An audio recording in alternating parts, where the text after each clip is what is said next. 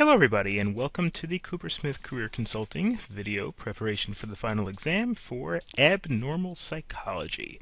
We have got 8 units that we're going to cover, and we're going to cover them in fairly brief fashion to the extent necessary to allow you to successfully review for the final exam. Now, Chapter 1 is about the historical concept, about the historical context, the way psychological disorders and abnormal psychology. This entire course is all about abnormalities. In today's day and age, very often psychologists don't use the word normal or abnormal under the theory that everybody's a little abnormal, and rather people use the term adjusted and well-adjusted, not so well-adjusted, to the idea that everybody's got to adjust to things in general. Not everybody has a perfect life where they go through life expecting everything to happen exactly as it does. Everybody has certain surprises, and everybody has certain ways of looking at things and doing things, and has to adjust themselves to the way society operates. So what this course is really going to look at is when those adjustments are, more than the standard adjustments. People are not able to adjust to society. People are not well adjusted for whatever reason and in various aspects. Now, historically, there was kind of a supernatural tradition where there were theories that the moon and the stars cause people to become crazy. The word lunatic or lunacy you probably have heard of, and if the root of the word, L-U-N, is the same thing as lunar, which is the moon. People thought that the moon was a source of craziness, and that's still why people sometimes still call crazy people lunatics, or craziness, lunacy. Modern examples maybe be astrology. Again, people think that the stars may be able to... Again, most people don't believe in astrology today, but those that do, I guess, would believe that the alignment of the stars and the alignment of the constellation could affect people's mental well-being. But again, these are some of the historical traditions that abnormalities, people who had mental illnesses, were caused by forces beyond their control, forces of nature, etc., etc. After that, really, kind of in the dawn of the modern era with regard to psychology, was the behavioral model. Now, the behavioral model is outdated in much of what it says. It doesn't really apply, or it isn't really followed in today's day and age. But still, a lot of it, the underpinnings of a lot of modern psychology lies in the behavioral model, so we should certainly focus a little bit on it and discuss it a little bit. Ivan Pavlov, was the father of something called the Pavlovian reaction. The Pavlovian reaction is the idea that people react to things based on their own experiences. There was the famous experiment that he did that's covered in other courses with Pavlov and his dog, where he hit the dog every time the doorbell rang. He'd ring the doorbell, hit the dog, and before you know it, the dog was scared of the doorbell, even though obviously the thing that was hitting the dog was the stick and not the doorbell. But because the dog was used to getting hit every time the doorbell rang, it became afraid of the doorbell. There were other experiments where they'd ring the doorbell and give the dog a piece of meat. And after this happened a few times, whenever the doorbell rang, the dog started salivating, because the dogs associated the doorbell ringing with the food coming. Now, this, of course, is a very common form of learning. The classical conditioning idea, of course, still works, and Pavlovian science, Pavlovian reactions certainly apply. In any kind of reaction, there's the unconditioned stimulus and the unconditioned response. That's the normal responses, the ones that you don't need to be trained for, the ones that you don't need to be conditioned for. For example, if you walk into a restaurant and you smell a good, hamburger or a good steak or whatever it is, your mouth is going to start salivating. That's unconditioned because it's natural. It's just going to happen because you're a normal person, especially if you like steak. Again, if you don't like steak, I guess it may not happen for you. Maybe in that case it'll have to be, an ice cream shop or something like that. But the stimulus is the thing that causes the reaction, the smell of the steak or the smell of the ice cream or whatever it is. Then you have the response, which is your salivating or your smiling or whatever reaction you have to the smell of really good food that's cooking in the next room. Then you have the conditioned stimulus and the conditioned response. The conditioned stimulus in the Pavlov experiment was the doorbell ringing, and the conditioned response was the dog salivating, or the dog being afraid of the doorbell, because that was as a result of the conditioning. The present rather than just using the behavioral model, which is based on the idea that all of our psychology is essentially based on learned behavior, it also kind of goes through an integrative approach, which looks at human experiences, looks at biological factors that have to do with the chemicals in your mind, in addition to conditioning. So you have conditioning, but you also have other things that affect human beings as well. As we'll see later on in the course, being injured every time you go for a drive at night could cause you to be afraid of driving at night. But that's not the only thing. There also could be genetic factors at play. There could be biological factors at play. There could be other things that cause people to have different reactions. So, defining and studying psychopathology, which is a discussion of course, pathology. Pathology means things that causing harm, pathological, or, some diseases are sometimes called pathogens. Germs are called pathogens. So psychopathology is the study of harmful psychological factors. Requires a broad approach. It requires multiple interactive influences, biological, psychological, social factors, and with a scientific emphasis on neuroscience, which is the science of our nerves and neurons, or the impulses that go around the body, and also cognitive and behavioral sciences. All of these things are necessary for a good and comprehensive study of psychology. Mental reactions and disorders in general are, of course, as we just discussed, now studied on a variety of different levels, because historically, in the late 1800s, for example, it was thought that there was a biological cause of mental disorders, and therefore it was incurable. Interestingly enough, that caused a reduction in treatment for mental patients. People didn't bother to treat them because they figured they were incurable anyway. If somebody was schizophrenic, or somebody was paranoid, or somebody had some problems, the best thing to do was just shut them up in an insane asylum, or just let them live their lives, but stay away from them, I guess, because they couldn't be cured anyway. So that caused a decrease in treatments. But today, we now know that these things can be treated to some extent. There's also, of course, the conditioned response, which is really part of the Pavlovian reaction. A person hurt by something will be scared by whatever hurt him, even if that fear is irrational.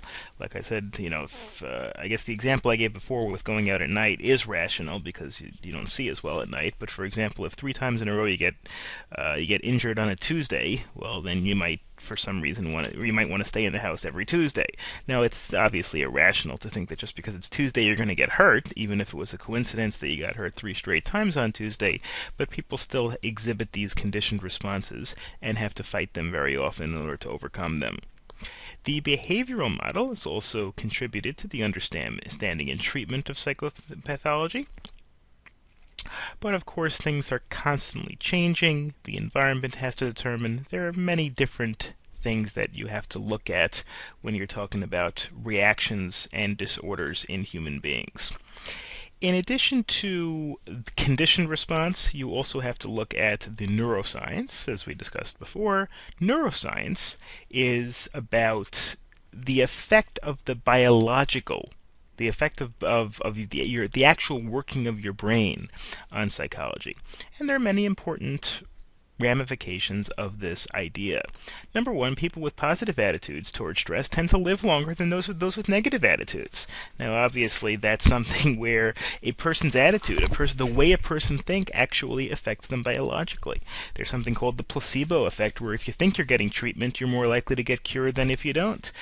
Studies have shown consistently that, for example, if you took 100 people that have a headache, and 50 of them you give a pill that does nothing, it's just a sugar pill, but they think it's an aspirin, or they think it's a Tylenol, they think it's an ibuprofen, and the other 50 people you give nothing to, and you don't treat them at all, now you're not going to have 100% get better, but you're going to have more people, on average, do better when they think they took the ibuprofen or they think they took the Tylenol, even if they didn't, than people who took nothing.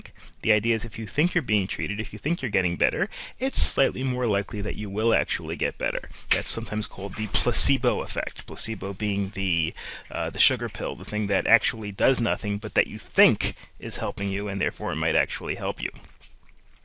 Psychological, biological, and emotional dimensions are all necessary in understanding psychopathology. They all influence each other. They're all things that you have to consider in the context of each other. Imbalances in the brain could cause depression, but also conditioned behavior could cause, or in other things could cause depression. Developmental differences can also cause people to react differently to different traumatic situations. Even people with similar genetics and similar societies can develop differently. Some people develop more confident, some people develop stronger, some people develop weaker, some people develop less confident. And how people develop in terms of themselves, even if you take two people with the same intelligence level and live in the same house, in the same family, they may react differently to the similar situations. And of course, neurotransmitters, which are transmitters in the body that transmit the brain waves all over the body, are important because they allow neurons to send signals, which are nerve cells, to other nerve cells throughout the body. Chapter 2 is the integrative approach to psychopathology. Integrative approach means a combination of all the different approaches are used, and pathology means something wrong with somebody. A pathogen, for example, is a germ that causes some sort of a disease. So psychopathology means a disease or something that's abnormal about an individual, about the person's psychosis, about the person's psychology. Now, there are different ways to look at psychopathology. There are one-dimensional models and there are multi-dimensional models. One-dimensional models means things that look at reasons for psychological illness as they apply to single factors, whereas multi-dimensional models look at many different causes that cause one particular psychopathology, that cause one particular psychological illness or problem. Now, obviously, it sounds on the surface that it's much better to have a multidimensional model, and generally speaking, you want to look at things as a whole rather than with individual factors. But still, sometimes you can look at individual causes as being the main cause of a pathology, being the main cause of some sort of an illness, even though there may be other factors. If you were to apply this, let's say, to a cold, well, you can look at the virus as the thing that causes the cold. That would be a one-dimensional way of looking at it, and certainly that's true. But if you wanted to look at it from a more multidimensional standpoint, you would say, yes, the virus causes the cold, but also maybe it was an enclosed environment where the viruses could spread, and the person wasn't dressed properly for the weather, and the person didn't have enough vitamin C, and the person was hungry or tired or whatever. And you can look at all the things together. So, a one-dimensional approach is you're looking at the main cause, you're looking at the thing that causes the problem, and the multidimensional approach, you're looking at it for the context in the way that it combines with all the other regular factors. Okay, so the one-dimensional models look at the single cause operating in isolation without looking at the other factors that are relevant, and it looks at a linear causal model. Linear, of course, comes from the word line. A linear model is something that looks directly from cause and effect. The virus came through the person's nose, the person got sick. In terms of psychopathology, the person didn't get enough attention as a child and therefore became insecure. It's looking at it from a cause and effect standpoint, but unfortunately it could ignore critical information such as background. Certain types of people, certain societies, certain other factors may make a person more susceptible or less susceptible to getting a particular psychological problem. A multidimensional approach, on the other hand, is systemic, looks at the system, looks at the overall, looks at all the factors that are relevant, and looks at several independent inputs that become interdependent. Independent input means the two things don't directly have to do with each other. For example, the fact that the person isn't dressed properly for the weather, and the fact that there are viruses in the air, those two things are independent of each other. They don't really have anything to do with each other directly. But those two independent inputs the fact that the person wasn't dressed properly for the weather, and the fact that there were cold viruses in the air, can combine to become interdependent and cause a result, namely that the person gets the cold. Well, the same thing is true, of course, from a psychological standpoint. The person didn't get enough love as a child, and the person had a more insecure personality. Maybe those two things could cause some sort of a psychosis, even though the two things aren't necessarily related to each other. And of course, causes cannot be considered out of context. That's the idea of the multidimensional model, where you look at many different factors that combine to cause one result. And of course, there are many different ways. This is kind of a list of many different ways that developmental disorders or phenomena are looked at. First of all, they change over time. Developmental disorders, person being behind in terms of reading or writing, or underconfident or overconfident, or anything that could constitute any sort of a harmful disorder. These things do change over time. For example, a person becomes more mature biologically. That could change the way a person views him or herself. There's psychological development of an individual. Person learns more things as they go along. There's social complexity. The environs of an individual that a person has to go through have an effect on the person's development. Roles and demands of that role. First, a person starts off as a child, becomes a teenager, eventually becomes responsible for a family. As these things change, that of course changes the role of how a person looks at him or herself, the role that the person plays in society, etc. The expression of disorders. Sometimes a person's disorder doesn't express itself or doesn't manifest itself for a while. A person may have, schizophrenia or have some sort of other disorder that doesn't necessarily express itself when the person is a child or a teenager, and maybe waits until adulthood to actually be expressed. And of course, any response to treatment. These are all things that could cause changes in individuals as they move along. Some people assume for themselves, even if they don't say it, that they have completed their developmental growth, that they're not going to change. I'm 25 years old and I've learned everything that there is to know about myself. That is what is sometimes referred to as the end of history illusion.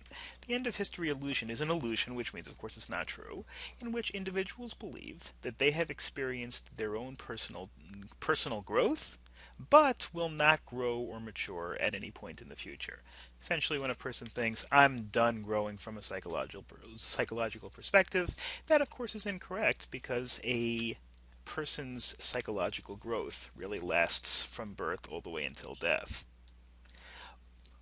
Learned helplessness is another dangerous phenomena that could come from developmental episodes where a person assumes that he or she cannot help himself or herself based on what other people have told the individual, or based on experiences. The person just thinks, I can't help myself out of this particular situation because it was based on experience or was based on teaching. It's called learned helplessness.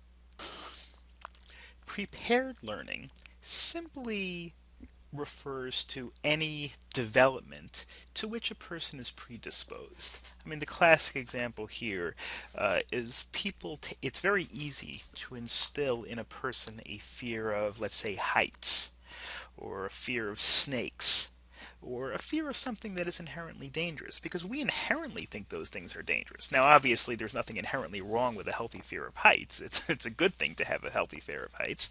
But the reason why fear of heights can become so common to the point where it becomes unhealthy, to the point where people are afraid to fly, or people are afraid to drive on bridges, or people are afraid to go up high buildings, even though they're perfectly safe, is because the fact that these things are fundamentally dangerous, and that causes in our minds the fact that we get a little bit nervous about them.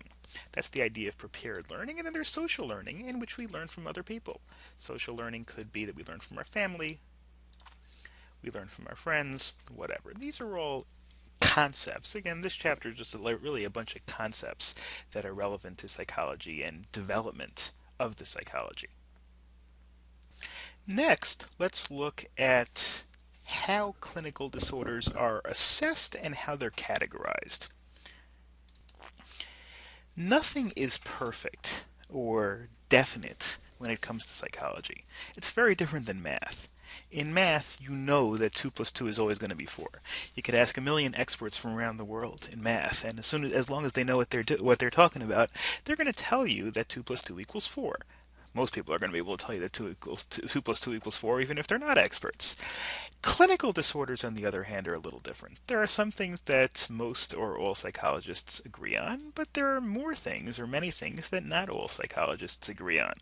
Treatment for fear of heights, treatments for agoraphobia, treatments for fear of flying, or whatever it is, why these things happen. These are all things where there's not necessarily 100% agreement or 100% certainty.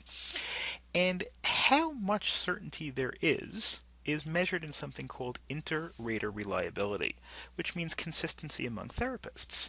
Low inter-rater reliability means when doctors disagree on a particular diagnosis. You go to 3 different psychologists, one person says you're fine, one person says you've got fear of flying, and the other person says you've got schizophrenia, and another person says you've got kleptomania, whatever. Well, then there's probably a lot of confusion going on over there. But the point is that there's very little inter-rater reliability. Obviously, for phobias and for other psychopathologies that are specifically relevant, that have high inter-rater reliability, there's more agreement on the effectiveness of treatments. Now, all clinical disorders are really established, at least in the United States, in a publication called the DSM-5. DSM-5 stands for Diagnostic and Statistical Manual of Mental Disorders, and this is the 5th edition.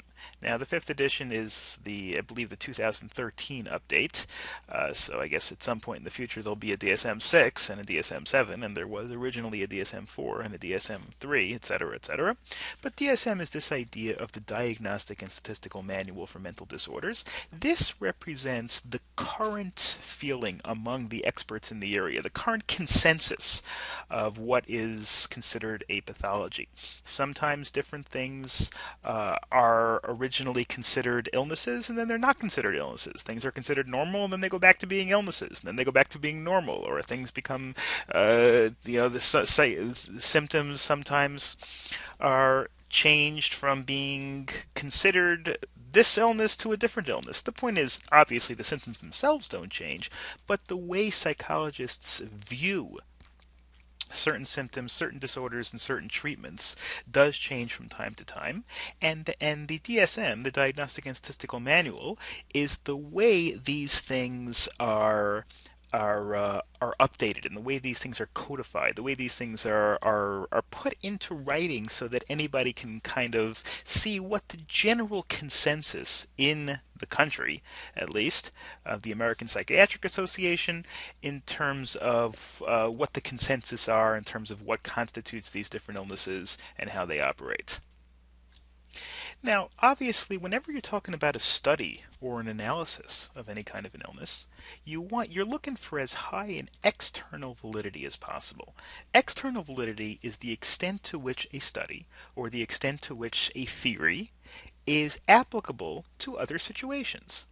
So, in other words, how much good information can this study give us? If I study 100 people and I realize that if I shine bright lights in their face, they're going to get headaches, or if I shine bright lights in them, for many days in their eyes, they're going to have a sleep disorder at the end, or something to that effect, well, then maybe I'll be able to reproduce that in real life situations and say that if people are exposed to a lot of light, they end up having sleep disorders. Again, I don't know whether that's true or not, but the thing is that if a study has external validity, then you can use it. Not all studies have external validities. Some studies are not done properly, and the experimental conditions don't really mimic real life conditions, so you can't really use it. The gold standard, the most wonderful thing for any study, is of course to have a high external validity. A hypothesis, on the other hand, is simply an educated guess.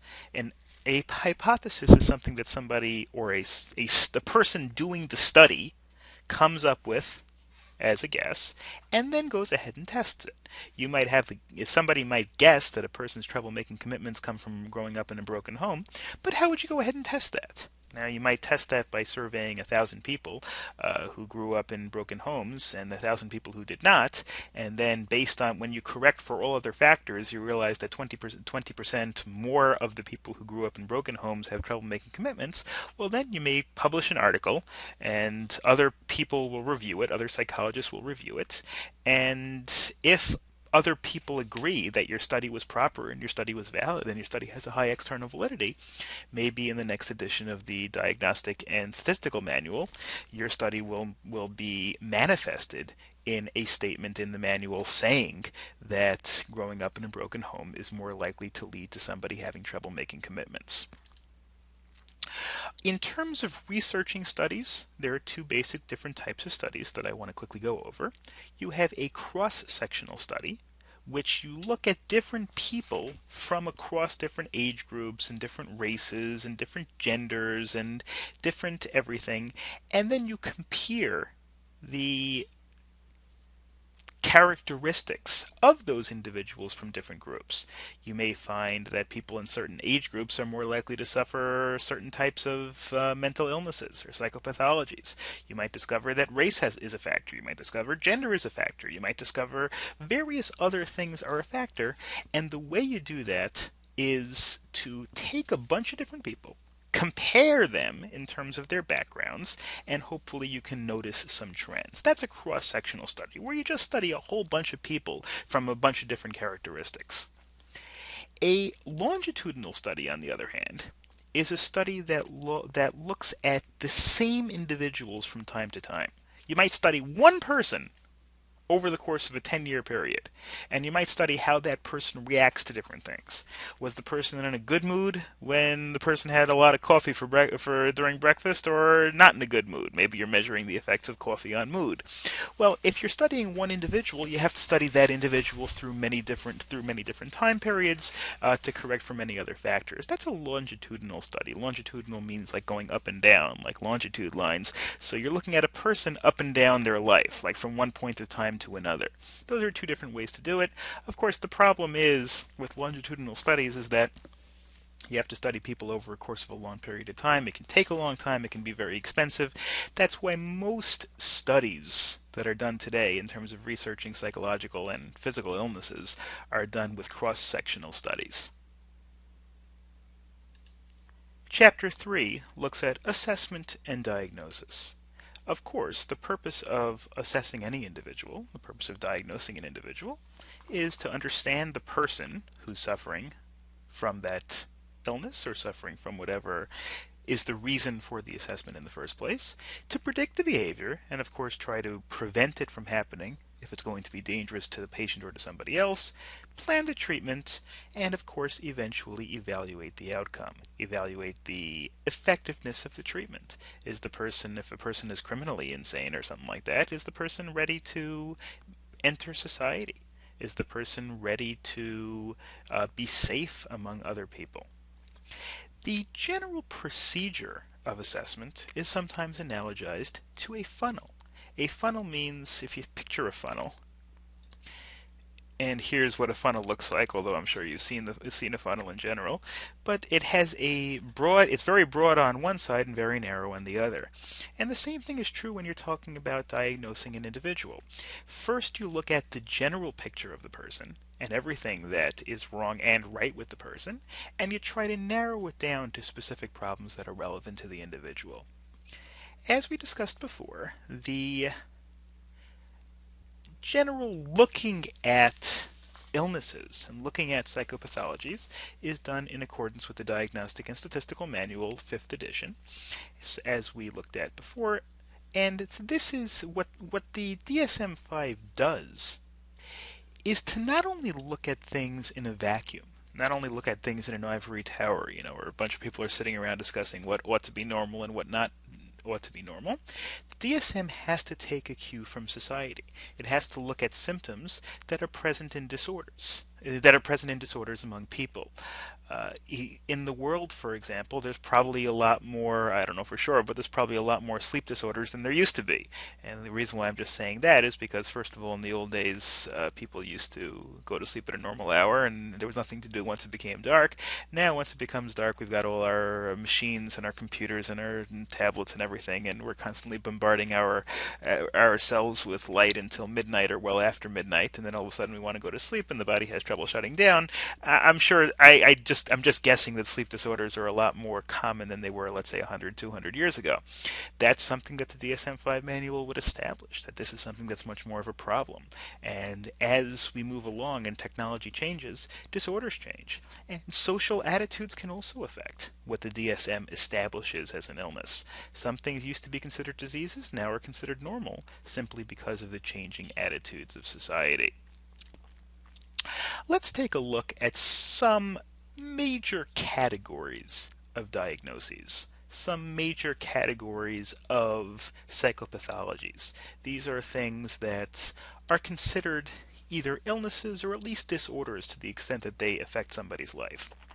By the way, most people suffer from some of these things at least to one extent or another. If I say anxiety, that doesn't mean that some people suffer from anxiety and some people doesn't. Anxiety may affect everybody to one degree or another during the course of their lifetime, but that doesn't make it a problem. It really makes it a problem if the malady, if the illness, causes a problem in that person's life. If a person's able to adjust, if a person's well adjusted, so to speak, if a person's able to live with the problem and not let it affect the person's life, it may not be considered a pathology at all. It may just be considered a normal part of a well adjusted person's personality. Anxiety essentially means uncued panic. Uncued means there's no inherent cause of it, not caused by anything in particular. It happens abruptly and for no apparent reason. It can take all different shapes: shaking heads, spinning in chairs, tensing muscles, hyperventilating, moving around. People can express their anxiety in many different ways. Other examples include post-traumatic stress disorder. This is very common with people who suffer, people who live through an explosion or soldiers who live through a war, something like that. After a traumatic event, the person can't readjust to normal situations without overreacting. Maybe a person who's been in a war, when they hear a siren go by, that triggers something and the person starts going crazy and starts overreacting even though it's just a regular siren. Or if there's a loud pop, let's say it comes from a truck backfiring, the person may associate it with gunfire and overreact as well. It's aggravated by absence of social support. A family and a friend structure can help a person adjust, just like all disorders. A social structure, a social network can help a person adjust, even if the person will still have the disorder. A person still might have anxiety, a person still might have too much stress, but this will help the person adjust and, behave and live a life in a way that is appropriate for the society that he or she lives in. A factitious disorder is kind of like malingering with a physical illness, essentially when people are pretending to have a condition. A person acts in a way that they have an illness by deliberately producing, faking, or exaggerating symptoms. Obviously, there are many different reasons why a person might do this. A person might do it for sympathy. A person might do it as a cry for attention. A person might do it to get out of having to do certain chores. A person might do it to get treatment, to get medicine, to get attention. Whatever. There could be many different reasons, but that's essentially what a factitious disorder is.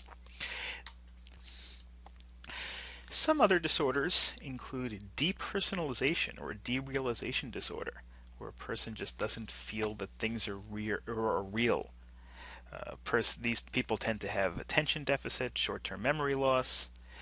They have problems with spatial reasoning. Essentially, people have trouble grounding themselves and grounding their circumstances in reality. It's kind of a strange illness. Something somewhat similar is dissociative amnesia, which means people forget details. Very often because maybe it's a coping mechanism, maybe they've suffered some sort of a really harmful event, and their subconscious is trying to figure out a way to block out that information. Similar to derealization or depersonalization, in that in both cases the person's conscious or subconscious is trying to block out certain facts about the world, or the person's not able to totally understand the circumstances. Both of these can be triggered by trauma. People with depersonalization are aware of their own history and details, but just tend to lose a sense of reality. Whereas for amnesia, amnesia means losing memories. Dissociative amnesia is simply when a person is losing memories to get away from a certain factor. Some of these can be treated by cognitive behavioral treatment or stress reduction, treating a person through behavior or reducing stress, of course, can decrease all of these illnesses that we've looked at: post-traumatic stress, not factitious, but anxiety, depersonalization, dissociative. All of those things can be caused by stress, can be caused by some sort of an incident that causes a lot of stress, or by stress in general. Certain treatments and reducing stress, of course, can try to impact those and decrease the harmful effects of them. Let's look at some other disorders. Our next disorder is mania. Mania is a disorder in which the person uses a tremendous amount of aggressive energy. Sometimes people have bipolar disorder, which is also sometimes known as manic depressive, which means the person sometimes is manic, has a lot of energy, and sometimes is depressed, which means uses a very, very little energy. Depression is when a person kind of withdraws and doesn't interact with society, doesn't do much, just kind of sits around all day and just mopes around and doesn't really do much. That's the opposite of mania. Mania is where a person just is tremendously aggressive. Very often people, who are manic depressants, who are just manics, are people who accomplish a lot. People who are very charismatic, because when they're in their manic state, they're just doing so much. They're accomplishing so much. It's not healthy, because people should pace themselves and try to expend their energy in a way that is most efficient overall. But the manic disorder is the idea where a person uses so much energy in a short period of time, and it very often comes with depression on the other side. And the person's in a state of mania, the person's going 100 miles an hour. When the person's in the state of depression, the person's not going anywhere. Next, we've got this. Of course, unfortunately, applies to many different types of disorders, and that is suicide risks. For teenagers, suicide is actually the third leading cause of death after auto accidents and murder, auto accidents and homicide. What are some of the factors that cause suicide risks? Well, we've got family history. If a family member has committed suicide, there's an increased risk that somebody else in the family will, maybe by example or maybe by genetic predisposition. Many psychological problems have come with predispositions. People who may inherit a predisposition to do something like this. That could be one reason, but for whatever the reason, offsprings of family members who have attempted suicide have 6 times the risk of other people, and a sibling is the same thing. Neurobiology indicates research in neurobiology. Neurobiology means looking at the impact of the nervous system. Now, psychology is obviously how we think, but it also has to do with the physical, biological makeup of the brain. The brain is made up of neurons, and the neurons control how we think, and neurons control pretty much everything about our brain. And so a study of neurobiology, a study of how of biological factors that impact how we think, certainly is something that is relevant and important for a study of psychology. And so therefore, and research in a neurobiology study indicates that low levels of serotonin, which is a hormone produced by the endocrine system, may be associated with suicide and violent suicide attempts. Low levels of serotonin are also associated with impulsivity, instability, tendency to overreact in situations. The reason why this sort of thing is important to know is because it's a way to test predisposition. Maybe one day people will get serotonin tests, and if their serotonin level is low, then the doctors and people who work with those people, let's say children for example, will know to be extra careful about certain things. That's one of the reasons why neurobiological factors are looked at, not because a person will necessarily commit suicide if they have or engage in violence if they have very low serotonin levels, but that the doctors will know that at least there's an extra risk for this person and make sure to treat the person accordingly. It should come as no surprise that most people that kill themselves have some sort of a psychological disorder. Depression, substance abuse, impulse control. People can't control themselves for whatever reason. And that's especially true when you're talking about teenagers. Teenagers get themselves in trouble by using drugs, get themselves in trouble for various other reasons. They suffer from existing psychological disorders, and that tends to cause them to lose hope. And of course, stressful life events, which, common sense, stressful life events cause people to become at higher risks for suicide than people who don't have that kind of stress in their life. There are eating disorders. Eating disorders, of course, come to in many different forms. Binge eating or binging means a person just can't control themselves and just eats a lot for no real good reason, not because they're hungry, just for who knows what. I think a lot of people have trouble with eating too much. I think that's just a general issue that we have with society. But there's a big difference between binge eating and eating too much. I mean, if you have an extra piece of cake, it may not be that healthy. That's not binge eating. Binge eating is when you eat the entire cake. I'm sorry for laughing, but if you have 12 extra pieces of cake or whatever it is, just for no particular reason, a person just keeps eating and eating and eating. Very often people have a diminished sense of personal control or low self-esteem, and because of that, the person just has no incentive to stop. Many people stop eating just because they don't want to put themselves in a bad situation. They don't want to give themselves a stomach ache or make themselves fat or make themselves unhealthy or risk heart trouble or whatever it is. But if a person has a very, very low self-esteem, those things may not be enough of a factor to stop them from hurting their own bodies. Then there's anorexia. Anorexia is the extreme. People want to be extremely skinny. People starve themselves in order to be skinny, kind of the opposite of binge eating. And bulimia is a strange circumstance in which kind of combines binge eating and anorexia.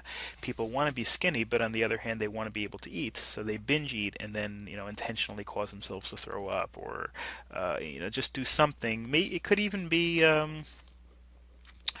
doing a lot of very strenuous exercise after binge eating. People want to binge eat, but then they don't want to gain they don't want to gain weight, so they binge eat and then take steps. Usually, it has to do with self-induced vomiting in order to prevent that from causing weight gain. Obviously, it could be very dangerous. It's not a None of these are a healthy way to live. Then we have sleeping disorders. Sleeping disorders include insomnia, which is a difficulty falling or staying asleep. I guess we all have a little insomnia from time to time, but insomnia, if it's consistent and happens to a person on a regular basis and interferes with their life, that could be an illness. Similar to dysomnia, which is inability to fall asleep, insomnia could be either one. You fall asleep okay, but then wake up at 1 o'clock in the morning and can't fall back asleep. That would be an example of insomnia. Parasomnia refers to abnormal things that happen to people while they sleep. Sleepwalking, sleep-related eating disorders. I know it sounds strange, but some people wake up in the middle of the night and, while they're still basically sleeping, go and start eating food from the fridge. They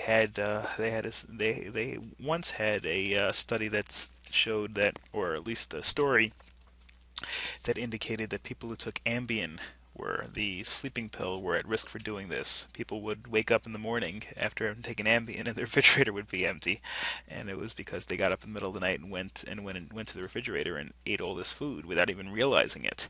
Now that generally doesn't happen. I've taken Ambien many times. It's never happened to me, but at least it was a little bit of an extra risk. Sleepwalking. This does happen. People walk in their sleep. It could be quasi sleeping, could just not remember it the next morning, but people do. They go out for drives when they're sleeping even.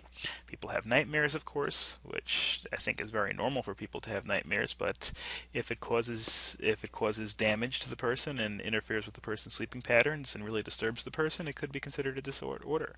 Sleep paralysis, which occurs when a person is not able to react while sleeping. Now, of course, we all don't voluntarily react when we're sleeping. We all don't, we all have the issue where we just are not able to observe our surroundings very well. But still, we do move around a little bit in our sleep. We do react if we get somebody pokes us in our sleep. Usually we wake up and usually we react to it. Sleep paralysis is a problem where people aren't able to react while they're sleeping, and it's hard, and they're not able to react properly when a dangerous situation occurs. REM stands for rapid eye movement. Rapid eye movement is a deep cycle of sleep. Really, they say the most restful part of sleep when your eyes are moving back and forth. When you're sleeping, and they say that's when the person dreams the most. It's also a very restful sleep. It usually doesn't happen until you've been asleep for an hour or two. But a person while under REM sleep, there could be a disorder where a person does things in the sleep that could be dangerous, such as sleep aggression, etc. Anxiety, of course, is closely related to insomnia, since problems can both be a cause and a result of anxiety. A person who's very anxious may worry and therefore have trouble falling asleep, and the same nervousness that causes anxiety could also cause a sleep disorder. Chapter 4 is about research methods, which is really the title of an entire other course in this study. Research methods is a study by which methods are established to research something. Now, it sounds pretty obvious, it's just restating the question, but research method is the procedure by which experimentation can be done, the procedure by which answers can be gleaned from data. The methods by which research is done in psychology is actually very similar to the methods by which research is done in other scientific endeavors, in medicine and things like that. First thing you need to do is examine abnormal behavior.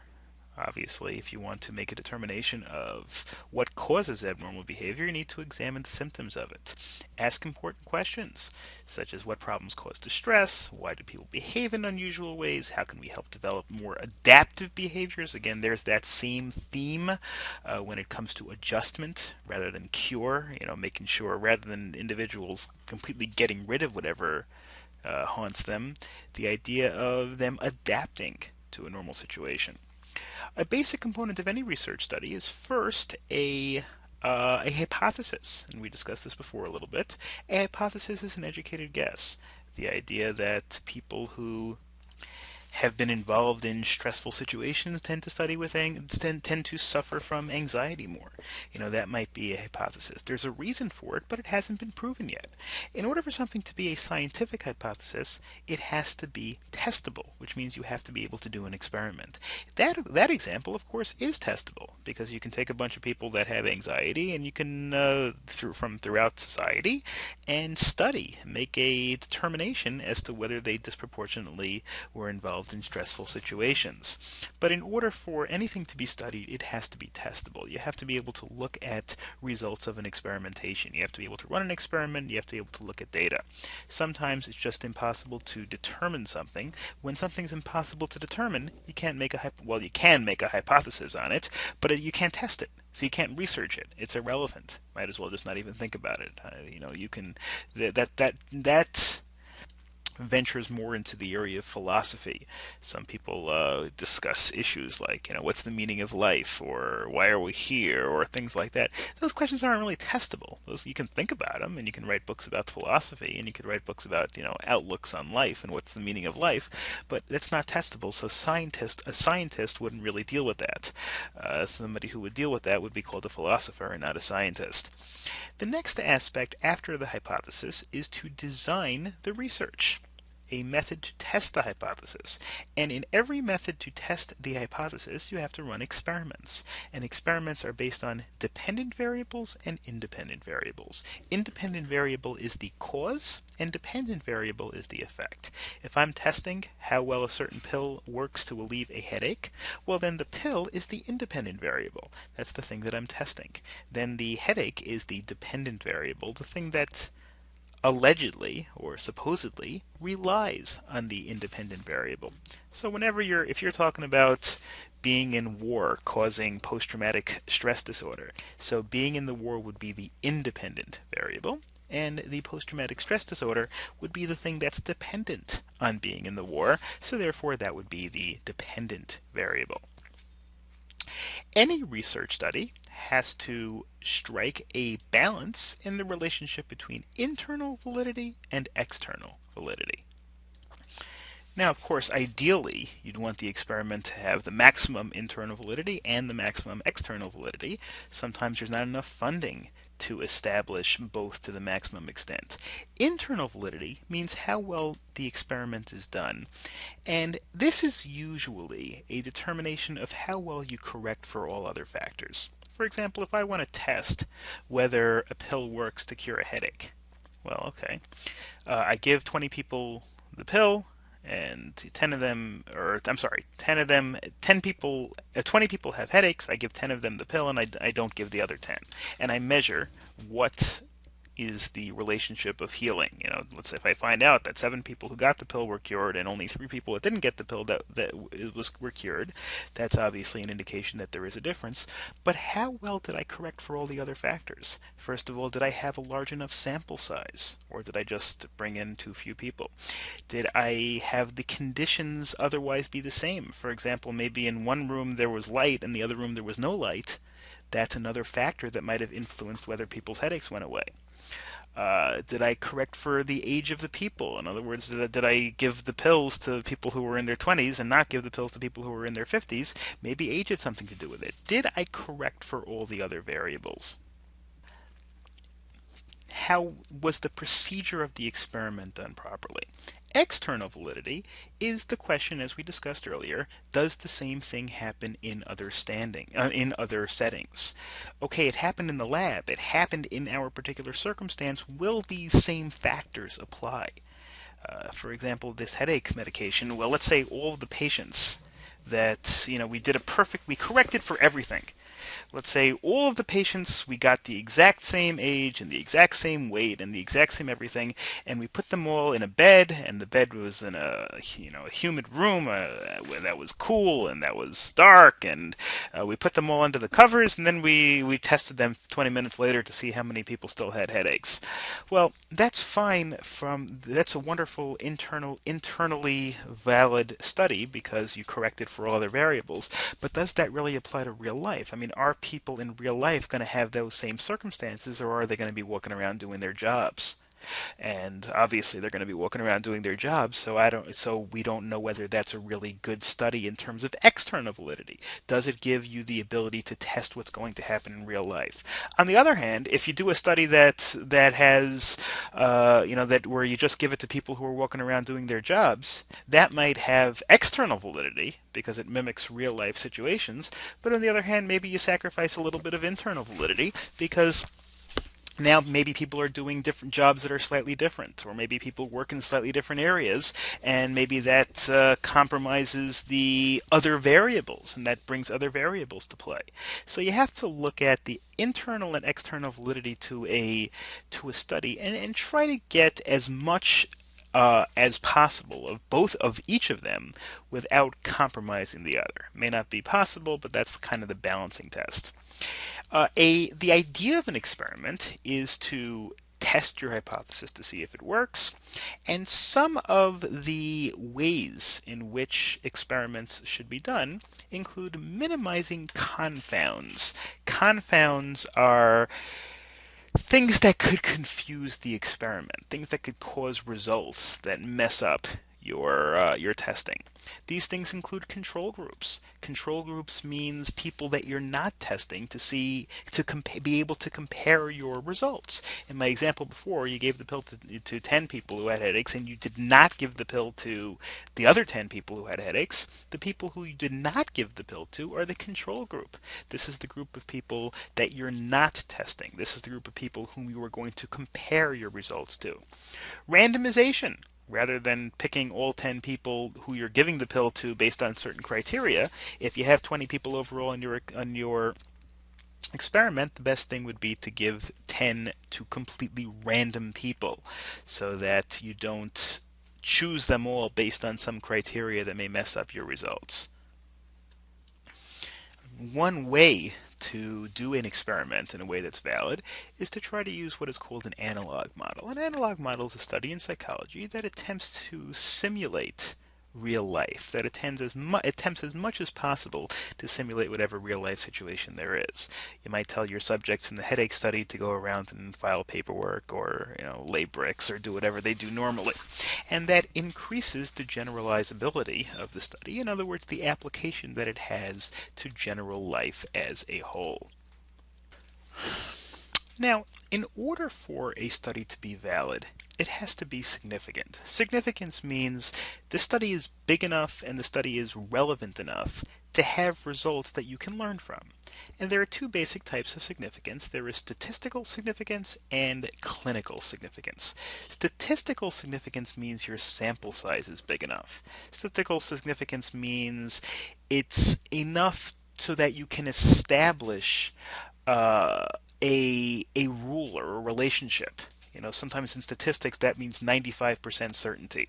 Like when you hear in a political debate or in a political election where they say this candidate has a 10-point lead over that candidate, and with a margin of error of 4 points. What they mean is that we are 95% certain. 95% is usually the target for significance. We are 95% certain that our results are right within 4 points, which means if candidate A is up by 10 points, we're 95% sure that the candidate is up somewhere between 6 points and 14 points. In other words, 4 points either way. That's statistical significance, and there are various rules in statistics in terms of how you establish significance. If you've taken statistics, that is a big part of it. If you haven't taken statistics, that's okay.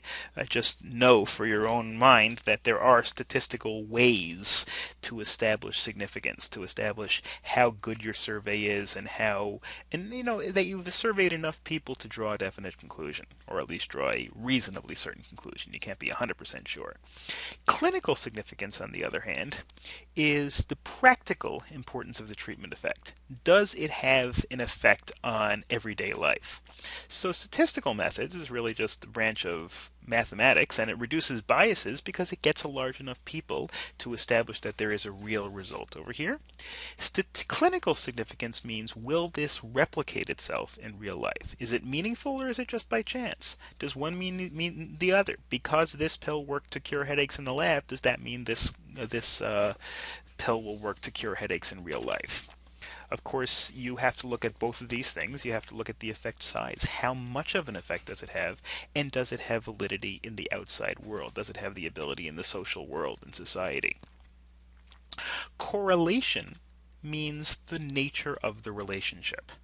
Correlation means there's a relationship between two independent factors. However, it doesn't necessarily mean that one causes the other. That's causation. Causation means A causes B.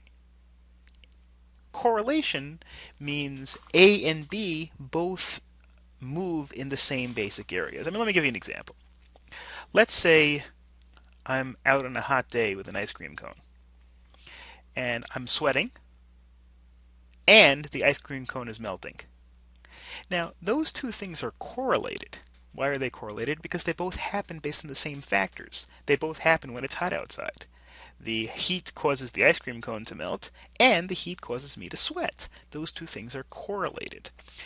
Do they cause each other? No. My sweating doesn't cause the ice cream cone to melt. The ice cream cone melting doesn't cause me to sweat. It's just that essentially they're both correlated because they're both caused by the same underlying cause. Now, on the other hand, if you're looking at the relationship between the heat and the ice cream cone melting, there is a causal relationship. The one thing causes the other. Namely, the heat causes the ice cream cone to melt. So between the heat and the ice cream cone melting, that is causation. Between my sweating and the ice cream cone melting, that is correlation. And that is what we would call a positive correlation. As one happens, the other happens also. A negative correlation would be the exact opposite. Would be as one increases, the other decreases. For example, my sweating and water freezing. Now, my sweating and water freezing have nothing to do with each other. But they are correlated in terms of a negative. The more the ice freezes that's outside, That's probably because it's cold, and therefore I'm not going to sweat as much. So that's a negative correlation. So you could have a positive correlation. As one goes up, the other goes up. You could have a negative correlation. As one goes up, the other goes down. You could have causation, which means one causes the other. Or you could have no relationship at all. Or you can establish that they just happen totally independently of each other. Then there are a couple of things to watch out for over here, and that is overgeneralization. Overgeneralization means exaggerating one incident to be reflective of a pattern when it's really just an isolated incident.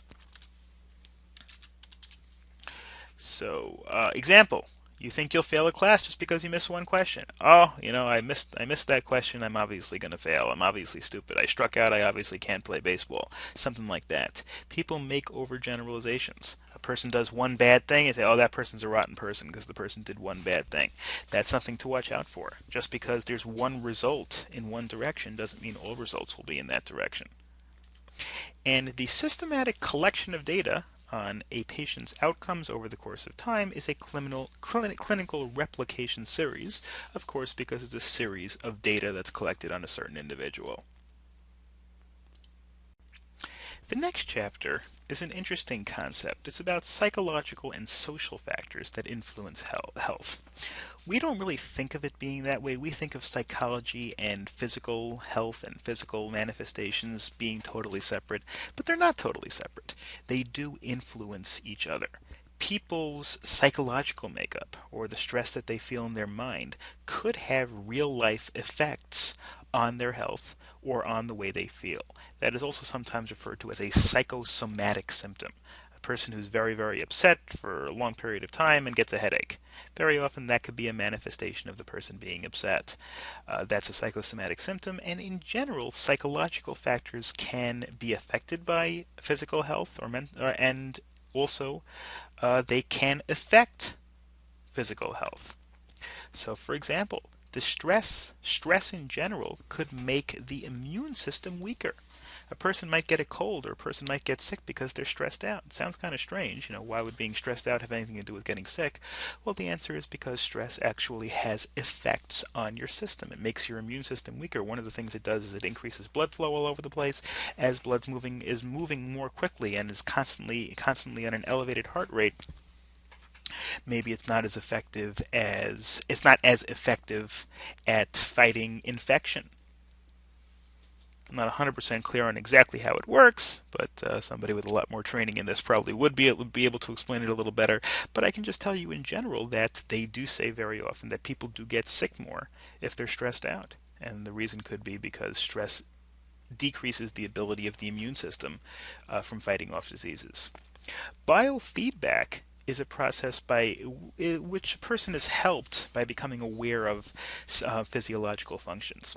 Sometimes they have these biofeedback machines where you can sit there and consciously control your own heart rate. It's not that easy to do. I've done it once where I sat with a biofeedback machine, and the idea was to try to decrease the functioning of your neurological system and the speed of of how fast the impulses are going back and forth in your body. And you can do it, but it's not easy. You really have to sit there and calm yourself and just slow it down. You really have to sit there and it's kind of like Zen or whatever it is, where you just sit there and just try to slow yourself down, not think so much. For some people it's harder than others. For me, my mind happens to be going 1,000 miles an hour, as you might be able to tell from the way I talk. And so for me, it's a little bit harder. Some people may find it a little bit easier if they're not if their mind isn't constantly jumping around 1,000 places at once. So biofeedback it's a method by which people can learn to control their system.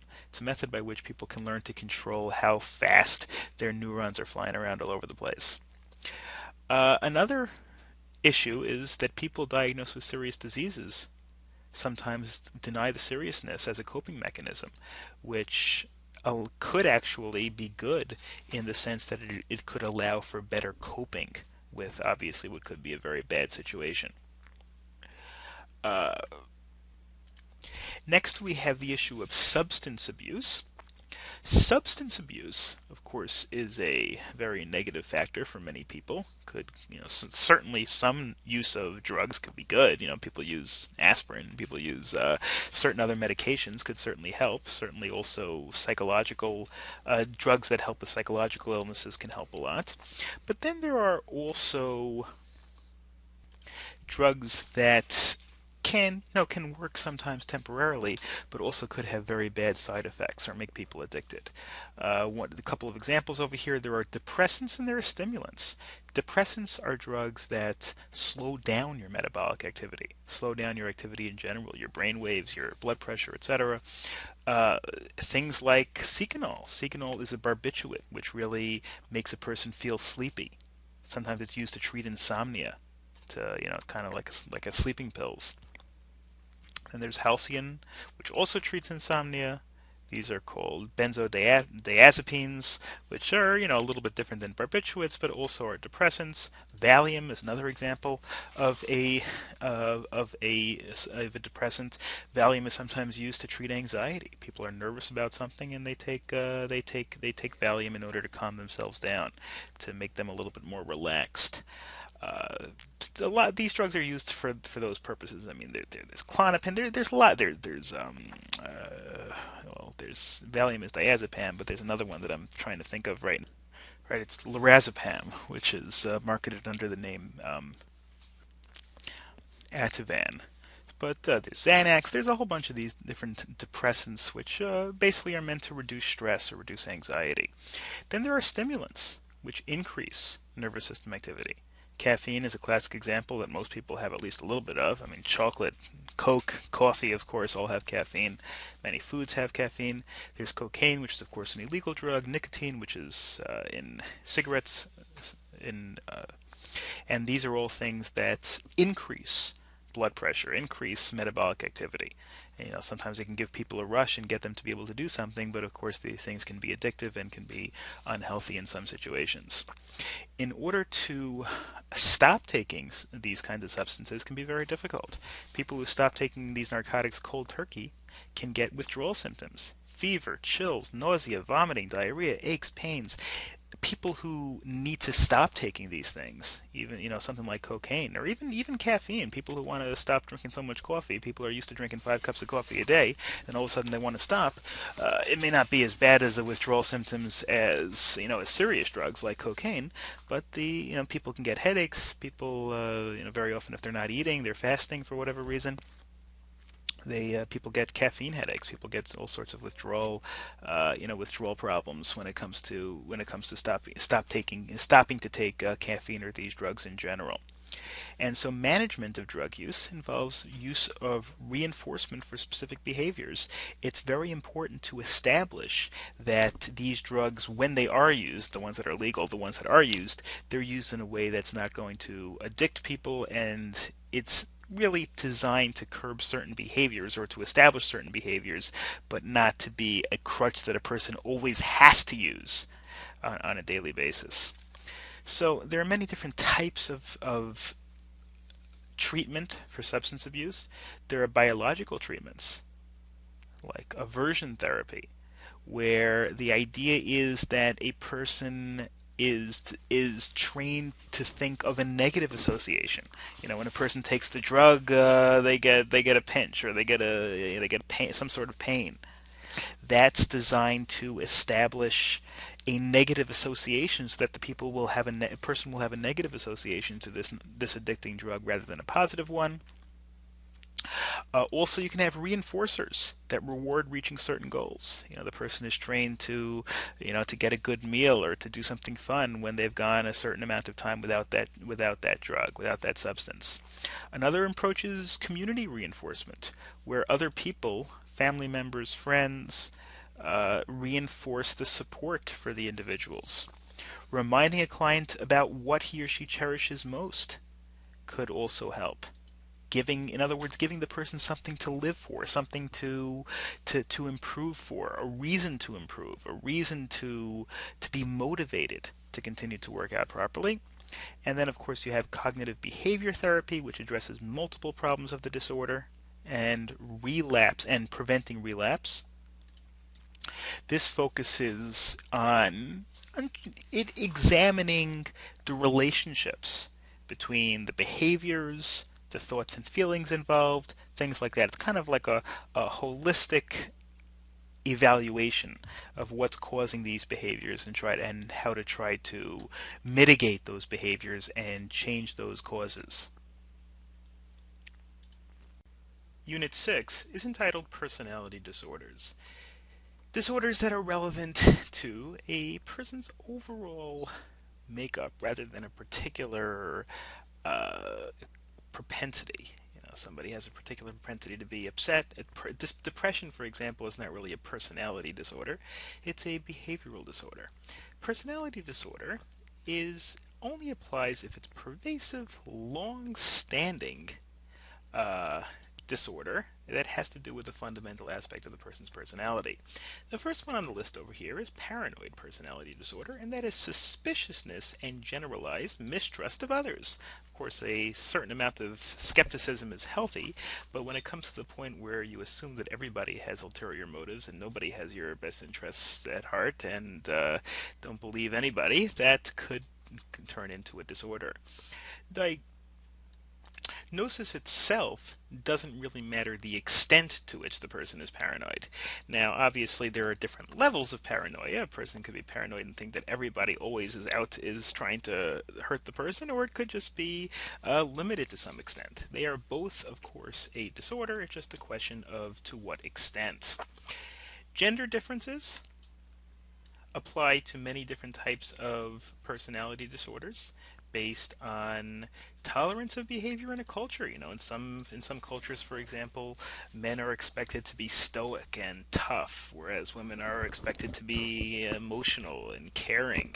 And in terms of how the disorders are classified and how the disorders are treated and how the disorders are looked at by people could depend on this issue, could depend on the level of tolerance and the level of expectation for a particular behavior in terms of a gender, in terms of even race, age, things like that. It could also be due to differences in help seeking behavior. Somebody who seeks treatment might be much easier to diagnose than somebody who constantly tries to reject treatment. There could also be gender bias in terms of the diagnosing clinician, which means that the person who is looking at the situation, if it's a man might think, oh, just suck it up and deal with it, whereas if it's a woman might think a little bit more allowance for emotion, or the person doing the diagnosing may be the opposite, may say, oh, it's just a woman being emotional, whereas if it's a man might look at the same thing as being a disorder. There's antisocial disorder. That's our next disorder. This is a disorder in which a person tends to antagonize, manipulate, or treat others harshly or with callous indifference. Antisocial, in other words, the word social is the same word as society, which means dealing with other people. A person who tends to treat other people, treat the rest of society in a harsh way, is behaving in a way that is antisocial. And genetics and the environment can interact to cause the disorder. Genetics means the person's predisposition. A person can be born predisposed to have a certain disorder, but also the environment. If a person had a lot of bad experiences with people, that might tend to cause the person to become antisocial, or at least cause the person to become more likely to become antisocial. There are many other types of personality disorders. There is dependent personality disorder, which is the long-standing need to be taken care of and the fear of being abandoned or separated, which obviously could be dangerous because it, first of all, could make it hard to abandon a destructive relationship or a destructive friendship. In an abusive relationship, a person might be dependent on the other person and therefore refuse to leave it even though he or she knows that it's not a good relationship. And it also, of course, could make it harder to establish new relationships and leave these old relationships. Then you have schizophrenia. Schizophrenia is a social behavior that is a failure to recognize what is real. A symptoms of schizophrenia: false beliefs, unclear or confused thinking, hallucinations, reduced social engagement. In other words, the schizophrenic is not in touch with reality to the same extent that a person who doesn't suffer from this abnormality is. Person believes things to be true that are not, doesn't really understand what's real, or isn't able to relate what's real to what's real on a daily basis. Sees things that aren't there, doesn't interact appropriately with other people. Schizophrenia could be a lifelong thing. Obviously, like with many other diseases, what you try to do is try to cope with it and try to adjust to it and realize the person has it, but figure out a way to allow the person to behave normally. There are levels. There are schizophrenics who have to be in a mental hospital because they can't control themselves and just can't at all relate to reality. Then there are schizophrenics who can adjust and can behave normally even if they're not 100% grounded in reality. There is an excess of distortion of normal behavior, which means behaving in a not normal way, and then there's lack of doing things that a normal person would do. A normal, person would interact with other people, would constructively build relationships. A schizophrenic might not do that because they don't have the same grounding in reality. There's been a lot of study of schizophrenia since it's so common, and it's the sort of thing that leads to so many people having problems dealing with society. So here are some of the other things that are relevant to schizophrenia. First of all, it's not really it could be there could be genetic predisposition to it. Adoption studies suggest that genes may make people more vulnerable to schizophrenia. For example, they could establish that siblings are more likely to have if you have a sibling with schizophrenia, you're more likely to have it yourself. There were other studies where adopted twins, or adopted siblings, even though they lived in totally different areas, wherein there wasn't that much common in terms of the way they were raised or their environment, still were more likely to have schizophrenia if people in their family did. Neurobiological evidence that certain drugs can cause schizophrenia and other related problems. Dopamine, which is a drug that's nothing to do normally, that had nothing to do with psychological illness. Dopamine treats circulation issues. People who have a heart attack very often, or blood pressure problems, very often take dopamine to increase circulation, and that has been speculated that it could cause schizophrenia, and the reason is because drugs that are used to fight against schizophrenia, drugs that are used anti-schizophrenia, can or actually do the opposite, tend to slow down circulation. In general, antipsychotic medication is certainly used to manage schizophrenia. Again, it can't totally be cured, and there's a lot of controversy about the efficacy of these kinds of drugs that can treat schizophrenia. It's not really 100% clear exactly how it can be treated, but certainly there are drugs that have at least a chance of helping to reduce the person's disassociation from reality. There are also speculation that fetal exposure to viral infection, pregnancy complications, and delivery complications have all been implicated in schizophrenia. In other words, it's possible that some of these things could cause schizophrenia. And stress chaotic family environments are all things that that have the potential to cause schizophrenia. Then there are some other disorders just to quickly go through over here. Delusion, psychotic delusion, which is, I guess in some ways a little similar to schizophrenia, but a delusion, it's kind of schizophrenia. Schizophrenics can have delusions. Also, people who are paranoid can have delusions. Basically, delusions are fears that are baseless, that are groundless. The idea that something is going to happen when there's clearly no reason for it to happen. This example, a persecution complex, I guess would be a type of paranoid delusion. A double bind is an emotionally distressing dilemma in which an individual receives two conflicting messages, and they demand opposite responses. If you have two parents and one says go to the left and the other says go to the right, and they're both extremely insistent on it, that could be the sort of thing. But that could be the sort of thing that would be a double bind. But also, a person's emotions or a person's psyche might tell them to do two different things, and this kind of a conflict, of course, could cause psychological problems.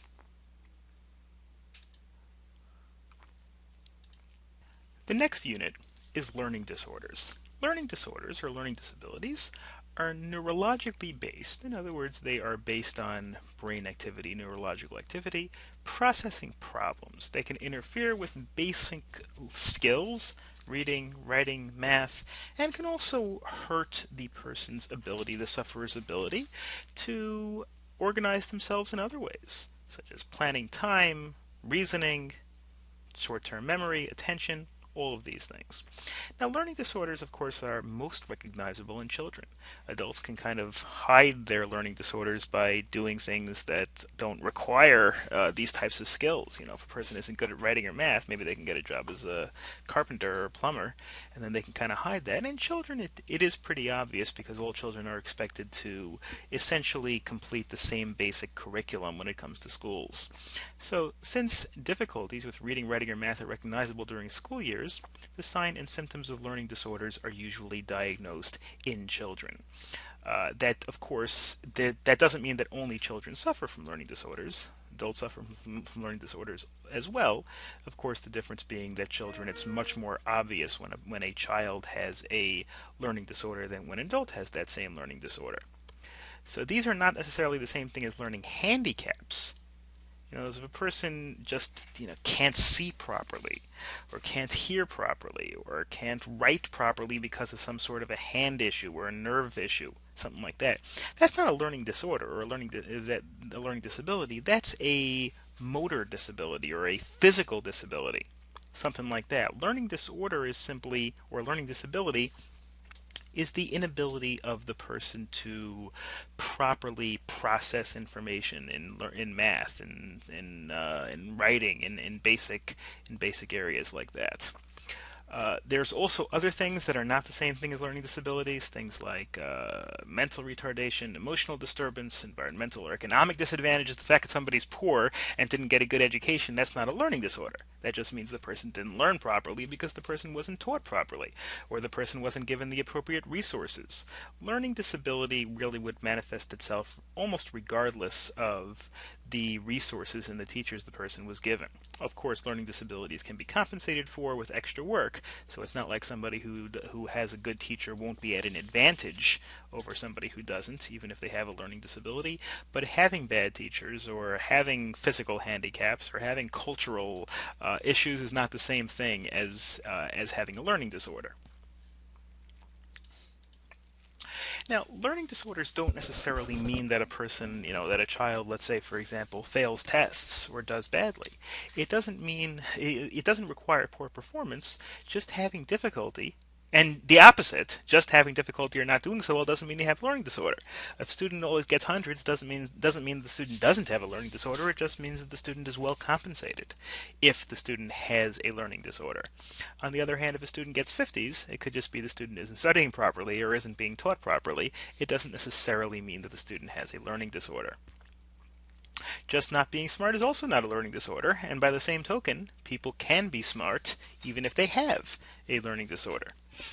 There are many very famous people who have had learning disorders and have gone on to do things because of their incredible intelligence, but the one thing really has nothing to do with the other. Educational intervention or assistance, of course, is part of the treatment. A common phenomenon that's not exactly the same as, really not a learning disorder, but it's a disorder that sometimes especially relates to children, is autism. Autism is a decreased ability to function in a socially acceptable way. The autistic child very often interacts with few people, and the idea of autism is much more complex, of course. Autism, which affects adults or children, but adults very often are, by the time they become adults, they're able to adjust to a little bit better, so it's much more visible in children. Autistic children can be or adults can be very smart. Certainly, very often they are smart, but it's really a decreased ability to understand what is appropriate in a social context. An autistic child may not understand why it's inappropriate, for example, to criticize someone who gives an incorrect answer. An autistic child might, very harshly criticize somebody who got a wrong answer, not because the autistic child is trying to be mean, but because the autistic child just doesn't understand that that's inappropriate, that's an inappropriate thing to do in the social context. So just autism is kind of an illness where the child just isn't able to cope from a social perspective the same way other children do.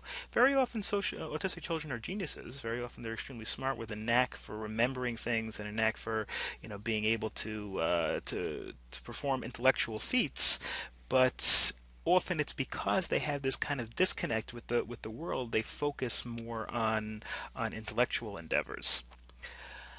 Okay, in terms of treating disorders in general, learning disorders, biological approaches have also been found to be successful. In other words, certain types of drugs can help with behavioral and learning disorders.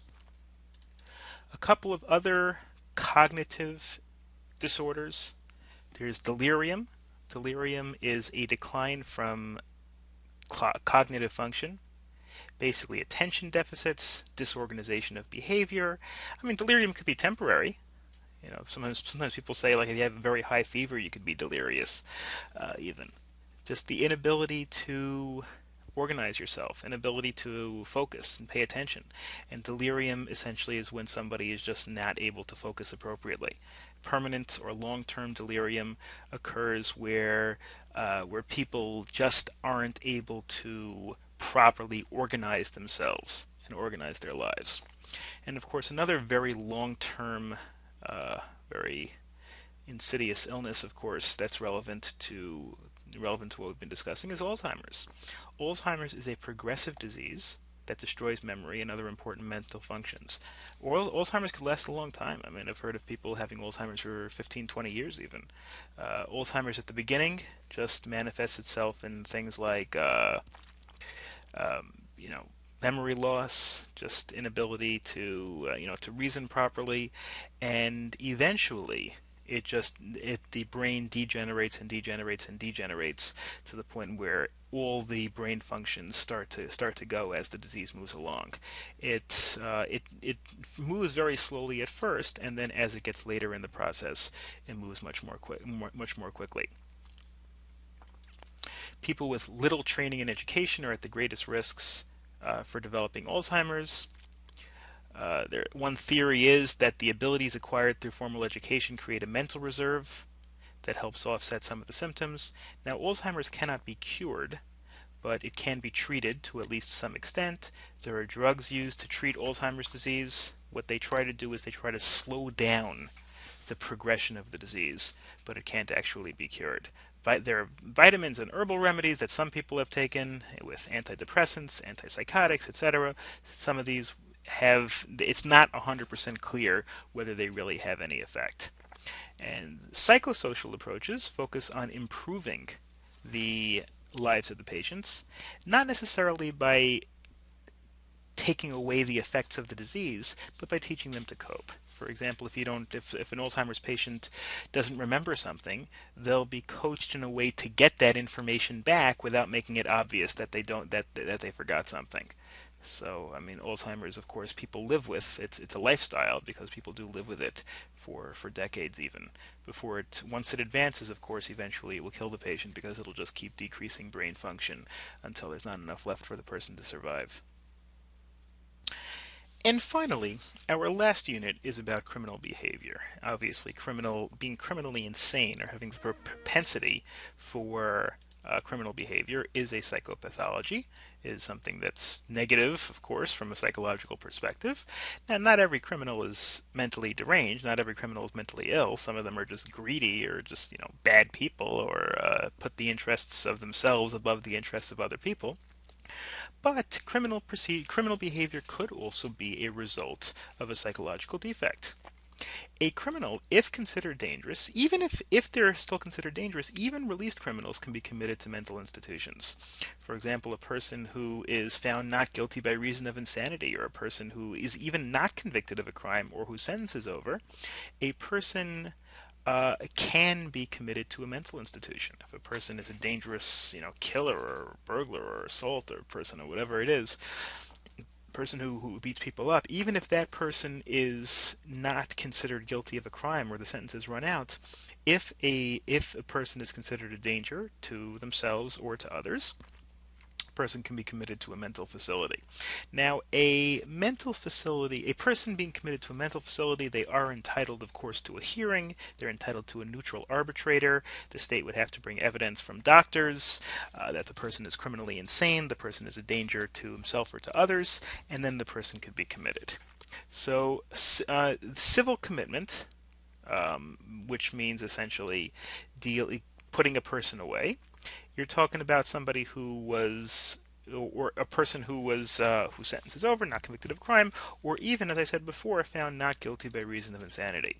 A person who's found not guilty by reason of insanity can even spend a longer time in a mental hospital than you would have spent in prison. I don't know if I'd say usually. I'll say, I'll change it to sometimes. Sometimes spends. I mean, the one example I very often use is the person who shot Ronald Reagan. Whose name happened to have been John Hinckley. He was found not guilty by reason of insanity. I mean, this has happened, I think, in 1981 or 1982. It's now 2015. It's been, 33 years, 34 years, and he's still in a mental institution. He didn't kill anybody. You know, if he were just found guilty of attempted murder or assault, he might have been out by now. But he's still in a mental institution, although I hear they give him furloughs every now and then. They let him go home for the weekend. But the point is that he's been in a mental hospital for 33 years, whereas, given the fact that he didn't kill anybody, he might be out of prison. Somebody who is found not guilty by reason of insanity can be kept as long as the doctors say is necessary to keep the person from being a threat. Theoretically, that could be for the rest of his life. 90% of Americans think that too many people escape responsibility for their crimes by pleading insanity.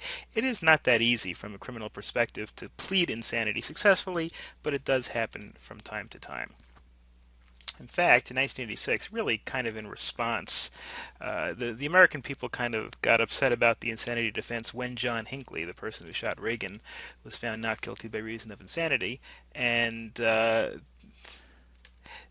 based on that, the idea of getting off a crime by pleading insanity became a little bit harder to do. So Congress passed an act to protection and advocacy for mentally ill individuals that would act as advocates for mentally ill and investigate allegations of abuse and neglect. Now that, of course, is different than somebody who's necessarily criminally insane. And a person can be sent to a mental hospital instead of a prison, either because a person's been found not guilty by reason of insanity, or because the person has been found unable to participate in legal proceedings. Under our Constitution, in order for a person to be tried for a crime, a person has to be capable of meaningfully participating in his or her own defense. If the person is not meaningfully capable of participating in his or her own defense, then the person has to be not tried. And if the person is not tried, the person can be sent to a hospital, similar to being found not guilty by reason of insanity. Civil commitment refers to having a person legally declared mentally ill, even without any